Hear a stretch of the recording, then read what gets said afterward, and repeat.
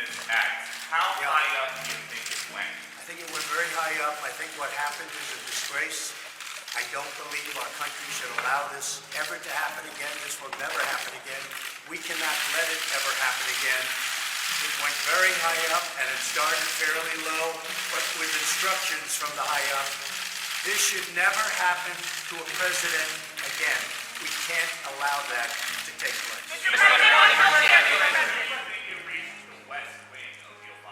I don't want to say that, but I think you know the answer. On this episode of Just Informed Talk, the latest new Q posts discuss everything from what's happening with Jussie Smollett and all the way up to what happened back in 2016 when they started to go after President Trump. You guys are going to stick around and hear all about it.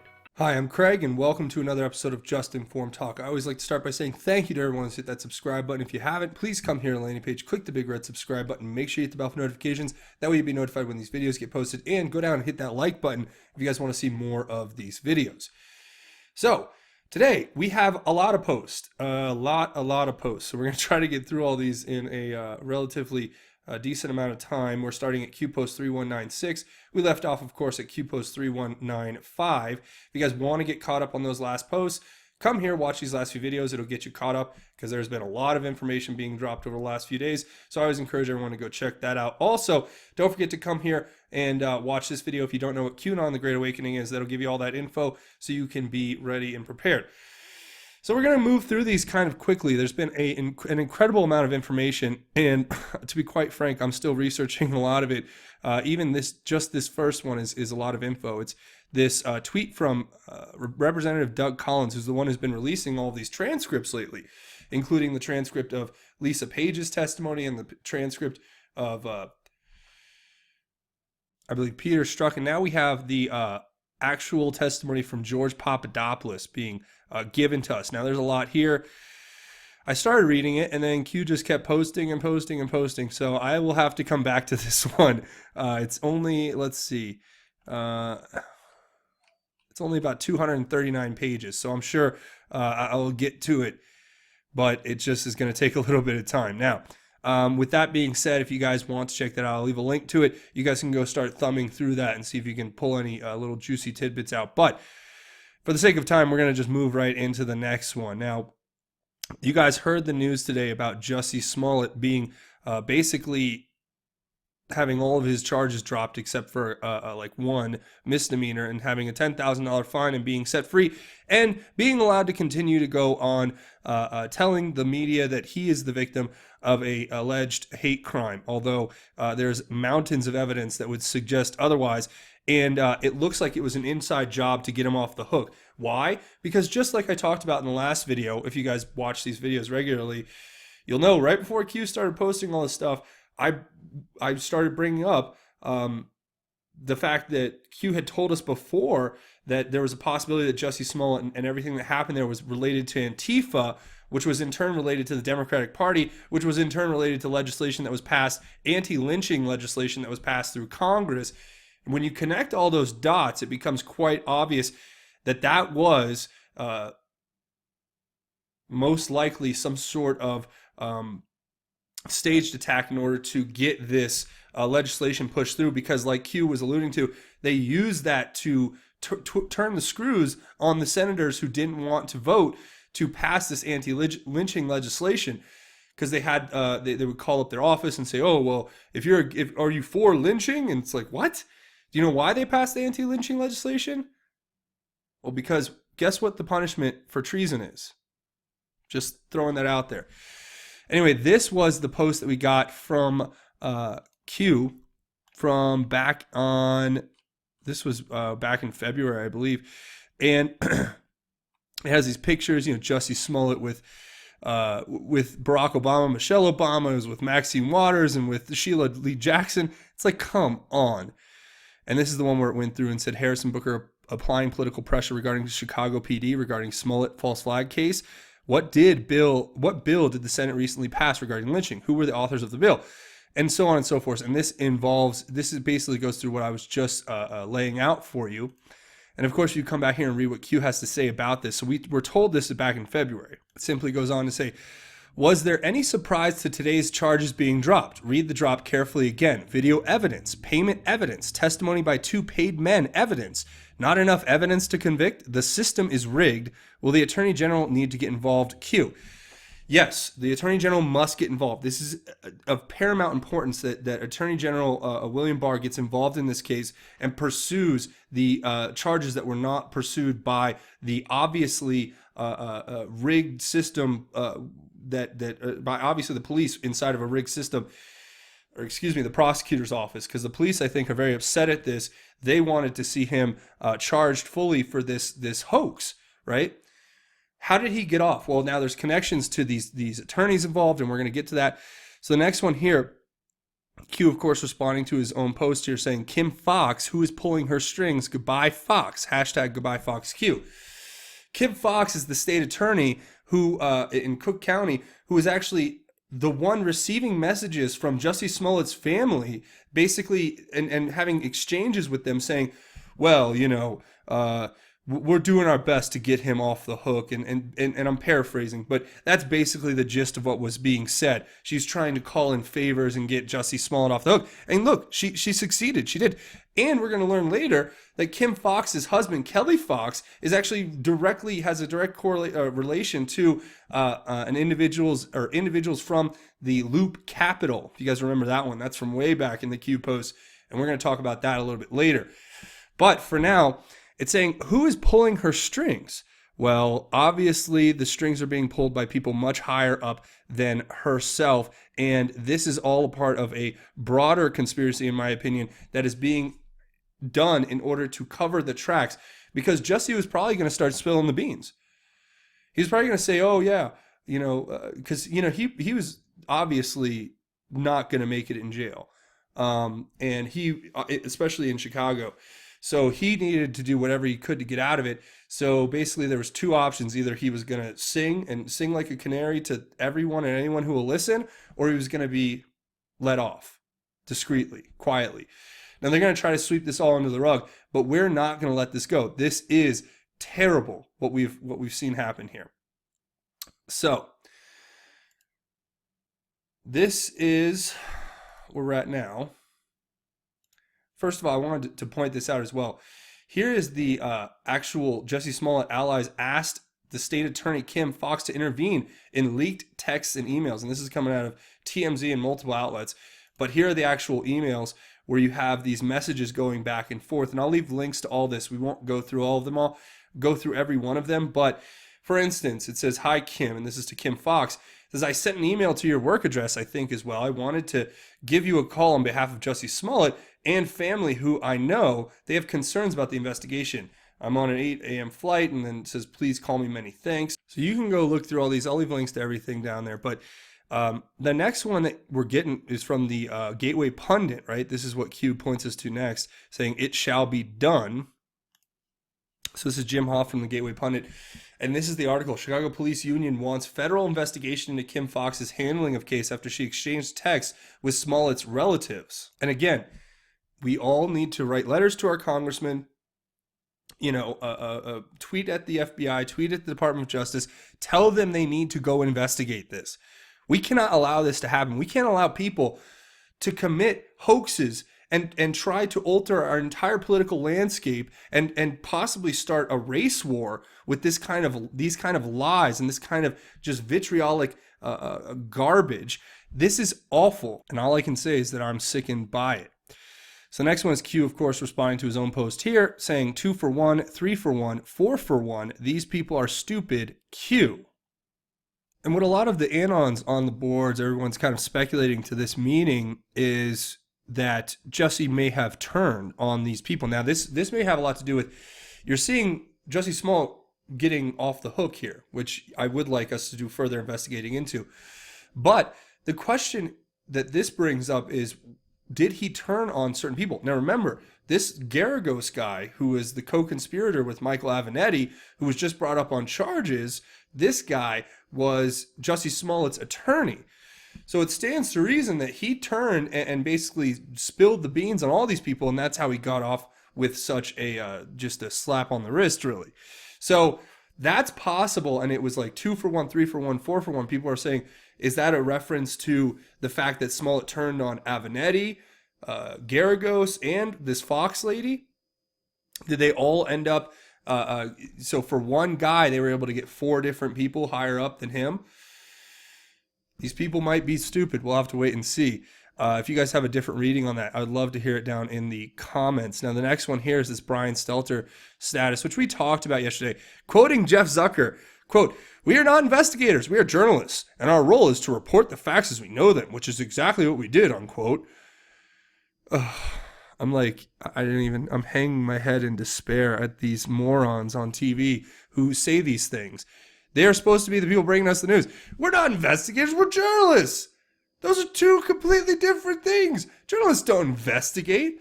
I've never heard of an investigative journalist. We're just journalists, okay? We journalize things. We give you the news as we know it, which is basically our narrative that's completely skewed in propaganda. So, yeah, no investigators here. We're just a bunch of journalists. Thanks, Brian. How can there be facts if the entire story narrative was fiction? Hashtag fake news, enemy of the people, Q. Great question. I like that question, Q. How can there be facts if the entire story was fiction? Well, we reported the facts as we know them, but the facts were completely wrong. So factually speaking, we were giving you fiction, but it was our facts. You see how if you go down that path of liberal logic, it just leads to your mind having to do so many mental gymnastics that it's impossible to keep up. Yeah, that's what that is. Here's a Chicago Tribune story that you can't really get because I don't have a subscription and I have not cleared my cookies and whatever. The article itself is worth noting because this was from back in March of 13th of 2019, and what the article basically talks about is how this Kim Fox was texting and emailing saying they wanted to kick it to the FBI. Worth remembering, Q responding to his own, it says, phone records leak. Where did you hear this before? Q number 2849. What happens if the phone records of Smollett leak? Q. So again, this goes to the post Q post 2849, which we're going to look at up here in a second. And where Q told us, what happens if these phone records leak? And of course, now they are all leaking, and we are looking at all of that information. And this is just another proof of Q, in my opinion. So of course, here in the next one, Q actually gives us the Q post 2849, where it says, hate hoax by Smollett, false flag designed to pass anti-lynching laws, get wall-to-wall fake news coverage, real hate, real violence, and fascism carried out by members of Antifa get 0 coverage, reconcile, 1 = 1. When will the FBI conclude their investigation into Antifa? What happens if the phone records of Smollett leak? Who did he talk to multiple times prior to turning himself in? Political forces at work, enemy of the people, Q. So remember that. We were told this a while ago. We were told this all the way back in February 21st to be exact. Now it says here, proof missed, and it gives this Chicago Tribune article again. It says texts phone leak regarding Smollett, news unlocks Q. So obviously Q knew what was happening here, and that's what we're being pointed to. And then we're given this graphic, which actually shows right here what happens if the phone records leak.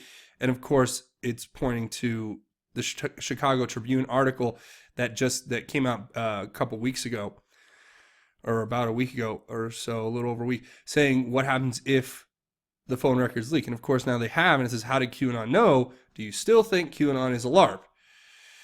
Well, I gave up on that a very long time ago. I never really thought it was a LARP. I was just very interested to follow the information. So there's just another graphic you can share on your social media. Get the word out there. Then the next one here is this Bing search. Yeah, we know. Put QAnon in the Bing search bar, and you get all of these great stories about how we're all conspiracy theorists and how Fox News hosts are tweeting about it, and how you have these alleged killers that are loving Q. It's all nonsense. Complete and utter total nonsense. Past 7 days, nothing to see here. They're coming after us harder and harder. That's what Q's trying to say. And then an Anon went and put together this actual graphic of all of the stuff that they want to write about us. All of these articles that come out about Q and how it's fake and how it's a LARP and And they say all this weird stuff that nobody is like pushing. They try to conflate issues. They try to twist words. They try to treat us as a bunch of, as I've been called before, deranged, Pizzagate on bath salts. Or we've been called before, Pizzagate on bath salts. That was my favorite one they ever used. They actually said that about us. It says, be careful what you ask for a screenshot of. Bing QAnon news search results. That's from an Anon. Q just points us to it. Of course, the next one here is an Anon pointing to this Fox News article that is about these Antifa activists this Antifa activist that was facing charges who had ties to the Democratic Party. Now, we covered this before, and in the story, this guy, he's a 37-year-old dude who has different aliases and different names. His name is Joseph Alkoff, but he also goes by other names, and he's an Antifa organizer. So this is all weaponized. These politicians are weaponizing Antifa, which has been labeled a domestic terror group by the Department of Homeland Security, and literally they are using these tactics to come after people going against them. So these people are taking these lunatics, these radicalized extremists, and they're turning them loose on our society at large. And they're weaponizing them and using them to perpetrate all types of different hoaxes. Look at what happened with this Jussie Smollett thing. When all the facts come out, the questions that need to be answered are, who is Jussie Smollett connected to? Who was he working with Antifa?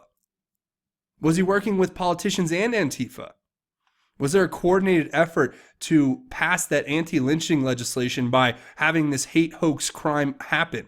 And this guy right here, along with many others, need to be interrogated and need to be investigated, in my opinion. But yeah, that's fun. Anyway, Anon says, bingo, think I found the connection Q wanted us to find with the recent drops regarding the Antifa investigation. Q proof. The culprit of the Marine assaults last year was one of the masterminds of the harassment of Ted Cruz, connections to high-level Democrats such as Maxine Waters. Q points to this and says, well done, Anon, the anti-American party of hate and crime. Q. We all know what Q is. Military intelligence, working with the government, working with President Trump. This information needs to be investigated. If they're pointing us in this direction, there is a good reason for it. Next, of course, we have President Trump appearing tomorrow night on Hannity, 9 p.m. Eastern Time. You guys want to set write that down in your schedule, set the DVR. I know I will. The next one here is this actual post from, it's a screenshot of text messages that were released now. These are from Andrew McCabe, where he actually talks about how they're going to go about trying to wear a wire and get access to the president. So it says here, Deputy Attorney General, and this is back in 2016. That's a very important thing to note. We're going to talk about that too.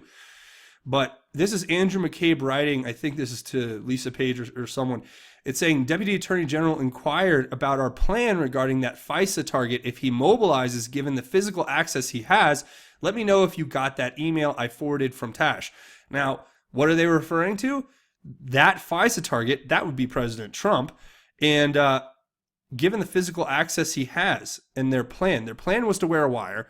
Rod Rosenstein had physical access to the president. And if you look back all the way to 2016, I think it was still Sally Yates who was the Deputy Attorney General. So this either was planned as the step that they were going to take, and they knew that Rod Rosenstein was going to be the one who was going to be taking over, because that was all planned, and that's what it's basically saying, and that's what Q points us to. So Q basically says here, gives us this Fox News article, of course, which actually goes through all this. McCabe Page text reveal high-level intel meeting after 2016 election.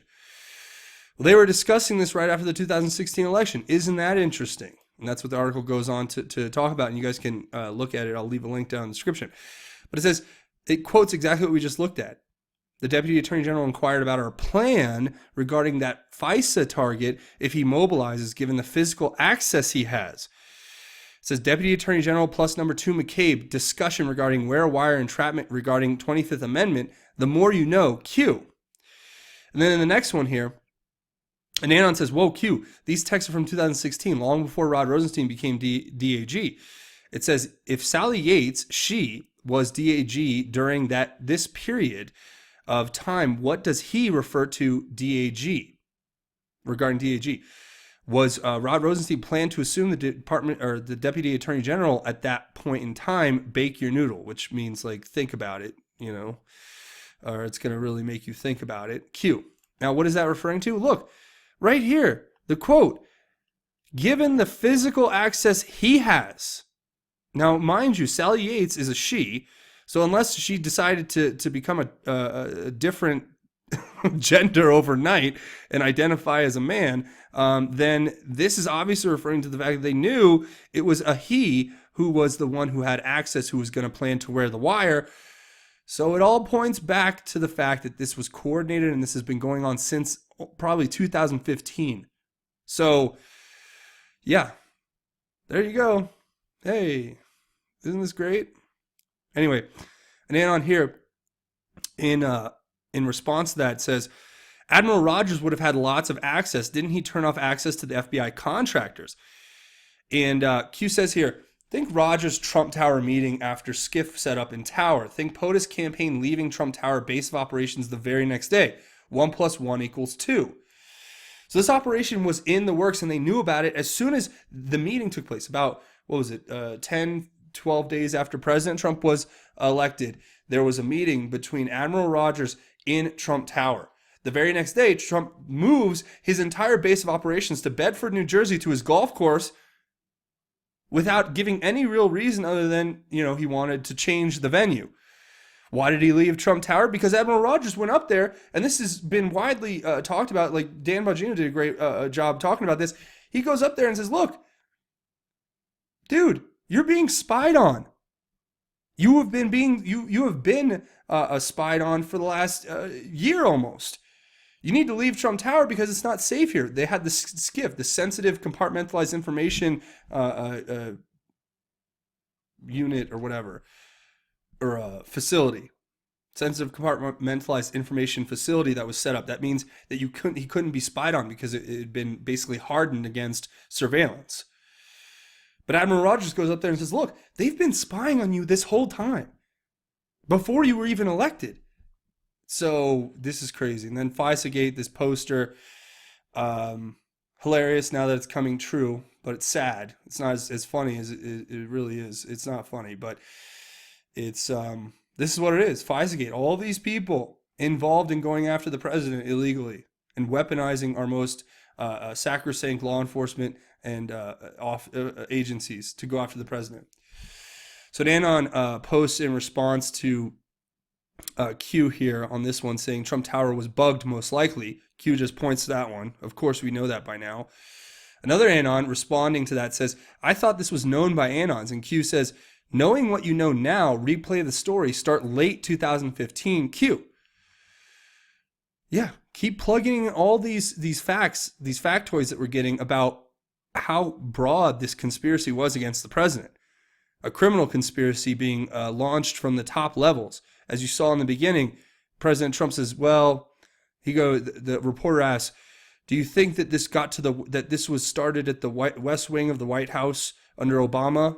And President Trump's like, well, I don't want to answer that, but I think you know the answer. We all know the answer. Yes, this did not happen without President Obama knowing. So we want answers. We demand answers. We demand people be brought to justice for this crime, these crimes, this set of conspiracy, this broad conspiracy against the president. Everyone needs to be held to account here. Oh, we have a lot to get through, so I apologize if it seems like I'm going through this very fast, but there's just so much information here. So the next one here is this tweet, and it is literally from this incarnated ET. Okay. It says, Kim Foxx is married to Kelly Fox, who works for World Business Chicago, WBC, where Jim Reynolds of Loop Capital sits on the board of directors. Then it gives us the screenshot showing us the connection. Do you guys remember Loop Capital? Well, maybe I'll refresh your memory right here. This is a post we got from Q back in January of 2018, where Q says, Loop Capital, CEOs and board of directors paying to play. Slush fund, Hussein, $29 million in Singapore. We don't say his name, $19 million in Singapore. Why don't we say his name? HRC, Bill Clinton, $15 million in Banco de Mexico. Nancy Pelosi, $8 million in Deutsche Bank USA. On and on and on. Follow the money, focus on the loudest voices in Washington, net worth, reconcile Q. This is what they're covering up, guys. In case you didn't know, the big thing they're trying to cover up is all of the corruption, the slush funds, and they call us, oh, we're all just obsessed with these crazy pizza. It's not just about the human trafficking and all of that evil stuff that we cover. It's also about this bold-faced corruption.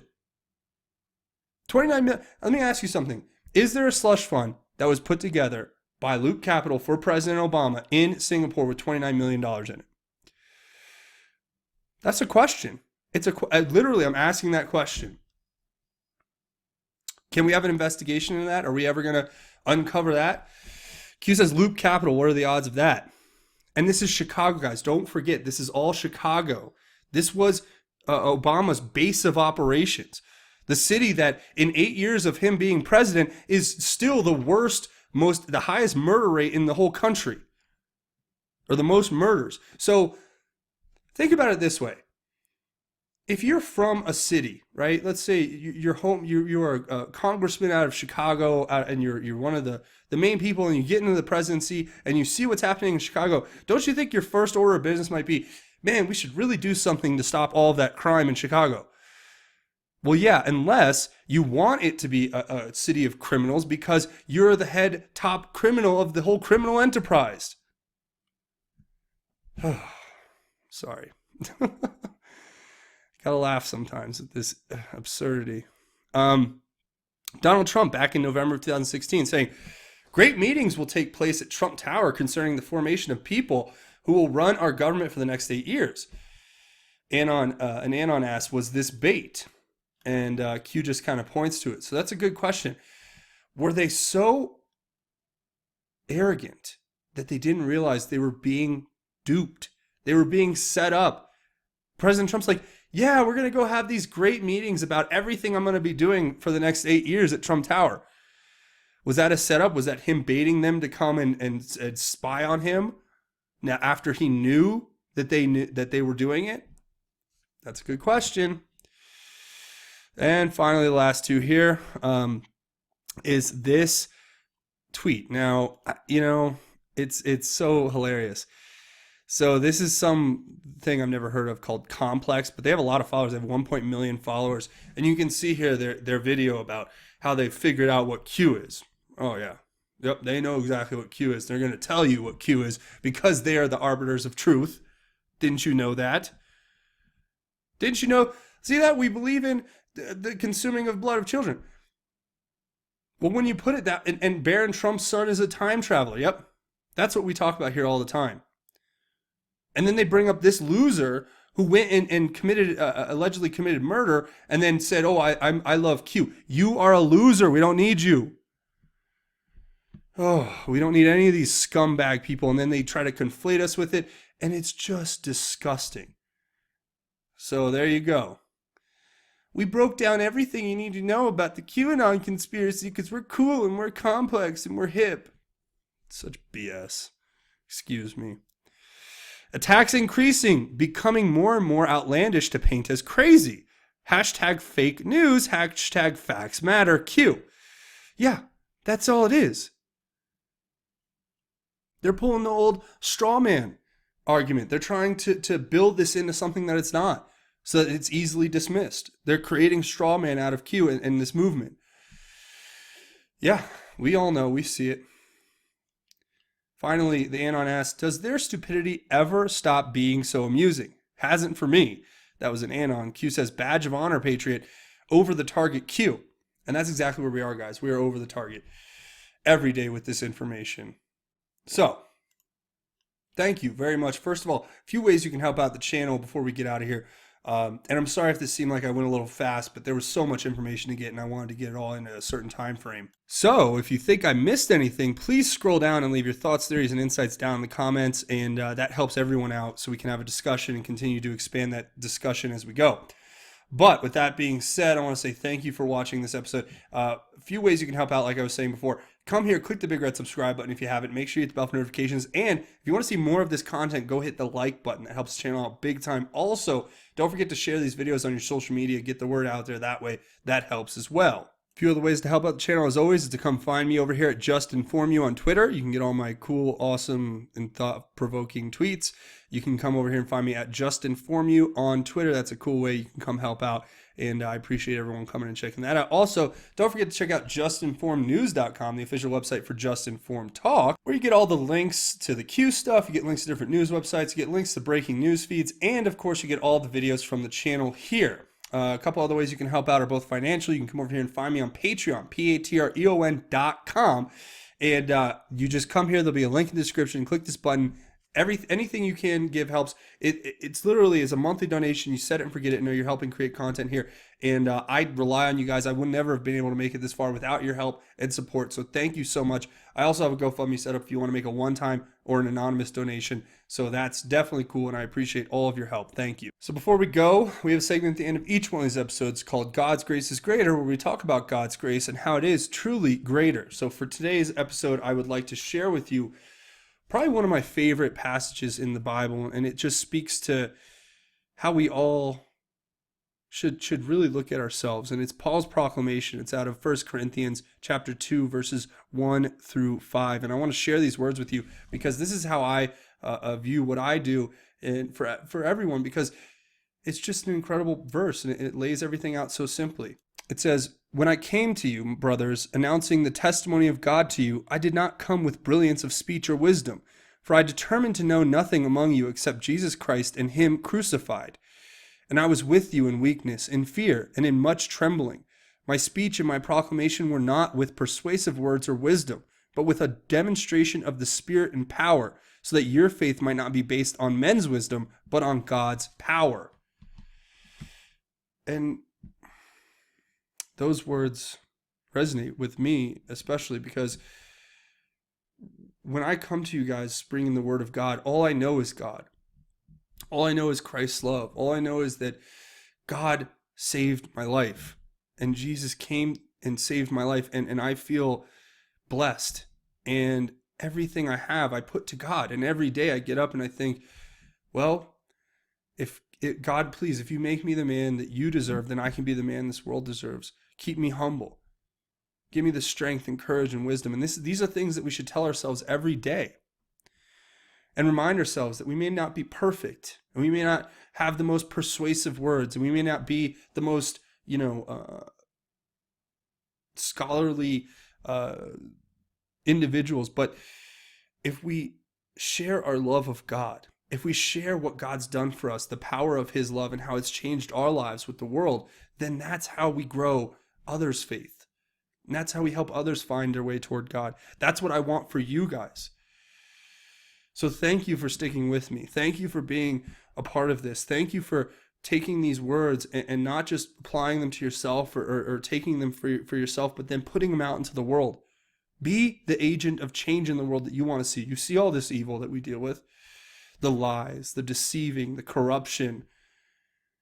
None of these people, in my opinion, could ever do that if they had a really strong faith in God, if they really believed and worked every day to be good. Now, I'm not saying that they would all be that believing in God makes you perfect or anything, because none of us are perfect. But believing in God is the first step toward your eternal salvation, the first step toward all of God's blessings, the first step toward the incredible gifts that wait for you. So that's why I encourage everyone to always put their faith in the Lord. And it's just like the Bible says, the one who boasts must boast in the Lord. So remember that. And I want to thank you guys for watching this episode. Remember, always, If you guys haven't, come here, click the big red subscribe button, helps channel big time, and hit that like button if you guys want to see more of this content. But that's going to be it for me. I want to say thank you for watching Just Informed Talk. My name is Craig. Godspeed and God bless each and every one of you, Patriots.